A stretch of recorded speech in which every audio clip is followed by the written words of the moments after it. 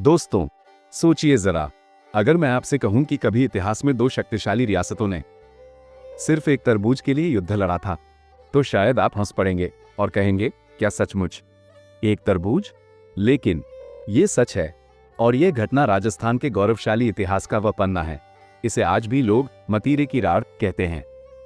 राजस्थानी भाषा में मतीरा मतलब तरबूज और राड़ मतलब झगड़ा, यानी तरबूज के लिए झगड़ा। लेकिन असल में ये सिर्फ एक फल की लड़ाई नहीं थी, ये थी अहंकार की टक्कर, प्रतिष्ठा की जंग और राजपूती मान सम्मान की भिड़ंत। तो आइए चलते हैं उस दौर में, आज से लगभग 380 साल पीछे, जहां एक छोटी सी बेल ने दो रियासतों को खून खराबे की आग में झोंक दिया। साल था 1644। राजस्थान का मारवाड़ क्षेत्र, दोनों तरफ थी दो पड़ोसी रियासतें। एक तरफ बीकानेर, जहां राजा करण सिंह का शासन था, और दूसरी तरफ नागौर, जहां शासक थे राव अमर सिंह।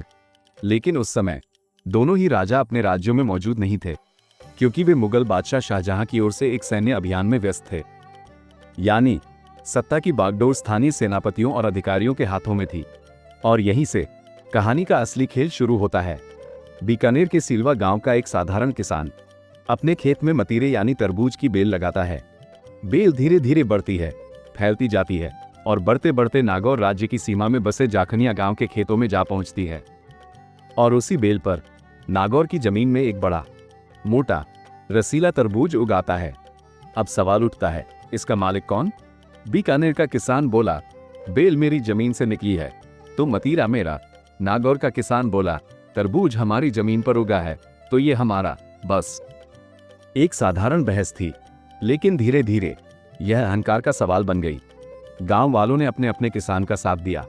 सीलवा और जाखनिया दोनों तरफ के लोग भिड़ गए। फिर बात पहुंची पंचायत तक, और पंचायत से निकलकर सीधे पहुंच गई दोनों रियासतों के सेनापतियों तक। बीकानेर की तरफ से सेनापति थे रामचंद्र मुखिया, और नागौर की ओर से कमांड संभाली सिंघवी सुकमल ने। अब ये सिर्फ किसानों की जिद नहीं रही, ये बन गई मूंछों की लड़ाई, यानी इज्जत की जंग। क्योंकि राजपूत संस्कृति में सम्मान सब कुछ होता है। छोटी सी बात पर भी अगर इज्जत दांव पर लग जाए तो पीछे हटना नामुमकिन हो जाता है। सुबह का समय था, दोनों सेनाएं आमने सामने खड़ी थी।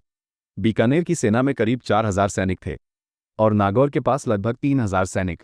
ढोल नगाड़े बजे, रणभेरी गूंजी, और शुरू हुआ वो युद्ध जिसे आज भी राजस्थान में किस्सों और लोकगीतों में याद किया जाता है। तलवारों की टकराहट से धरती कांप उठी, घोड़ों की टापों से पूरा मैदान गूंज उठा। आसमान में तीर ऐसे उड़ रहे थे मानो ओले बरस रहे हों। लेकिन सोचिए, ये सब सिर्फ एक तरबूज के लिए हो रहा था। घंटों चली इस लड़ाई में दोनों तरफ के सैकड़ों सैनिक मारे गए। इतिहासकारों के अनुसार नागौर के कम से कम 85 सैनिक वीरगति को प्राप्त हुए। उनके सेनापति सुखमल 3 तीर लगने से घायल होकर मैदान में गिर पड़े।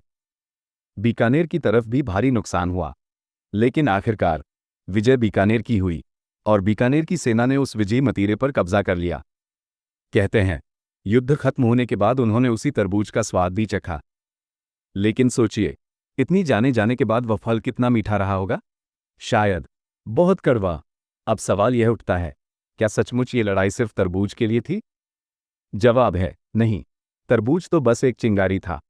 असल वजह थी दोनों रियासतों के बीच पुराना सीमा विवाद, आपसी तनाव, और वर्चस्व की होड़। और सबसे बड़ी वजह राजपूती मान सम्मान। मतलब साफ है, मतीरे की राड़ सिर्फ बहाना थी, असल लड़ाई अहंकार और प्रतिष्ठा की थी। आज भी राजस्थान के लोकगीतों और कहानियों में ये जंग सुनाई जाती है।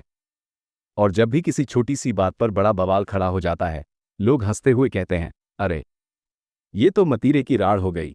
तो दोस्तों, ये थी मतीरे की राड़ की पूरी कहानी, एक तरबूज के लिए लड़ी गई इतिहास की सबसे अजीब जंग। अगर आपको ये कहानी पसंद आई हो तो वीडियो को लाइक जरूर करें और चैनल को सब्सक्राइब करना ना भूलें।